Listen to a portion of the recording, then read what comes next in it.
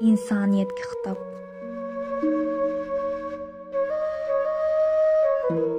Muş günlerde bütün dünyani Xitoy virus qaplagan bo'lib, yolg'onchi Xitoylar dunyoga yolg'on ma'lumot berib, yolg'on natija sunib, o'zlarini virus ustidan g'olib kelgandek ko'rsatishga boshladi. Bu vaqt Xitoy virus tahdidi dunyoni obdanla holsirtishga boshlagan bo'lib, nagili qarsangiz, hamma inson Xitoy virusi vahimasi ichida qolgan edi. Bu ahvollar menda tugumas savollarni paydo qildi. Acaba insanlar özleri ölümden şunda qorqadigan turuqluq, nima uchun boshqalarning o'lishiga buncha parvosiz qaraydigandu? Yana kelib buncha ko'p nohaq o'limlarga. Bu virus yepishib qolsa eng og'ir natija o'lim bo'ladi. Ya'ni xorlanmay, xo'rlanmay, izzati bilan o'lib ketadi.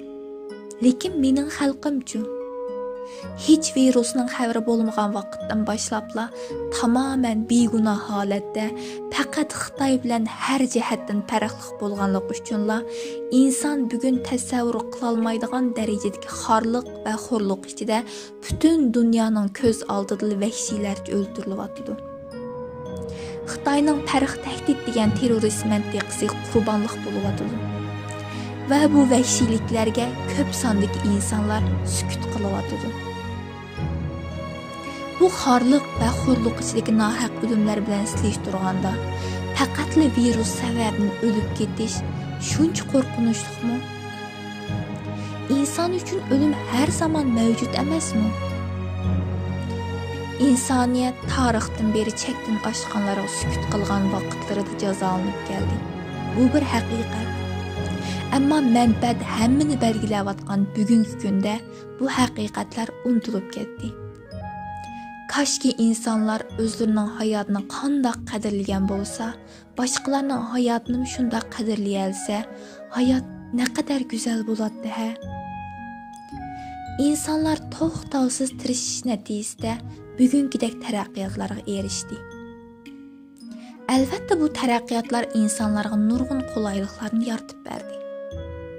Ammo shuning bilan birga insonlarni inson qilibidan chiqarishga boshladi. Başqasını qo'yib turayli.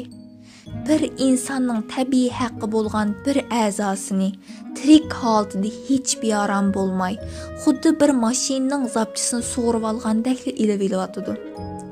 Bu vahshiylik normalda bir hayvonga qilinmaydi-ku. Bu taraqqiyotlar insonlarning qallasini ishiltib, aqli bilan insofini pensiyaga chiqarib qo'yayotgandu nima? Ameliyatı insanlar terakkiyat olmasın yaşayabilir. Gerçi biraz cabbarlık olsun mu, lekin şu cabbarının sayısı sağlam yaşaydı. Hatta nahayeti güzel yaşayalaydı. Lekin insaf olması yaşayamaydı. Çünkü insafsız hayat halaketinin signalıdır. Xulasa, insanlar insafdan çıkıp şəxsiyyətçiləşib, meni çaxmağan yılan 1000 yıl yazsın deb yaşaganның nəticəsi mana bu Xitoy virusudur.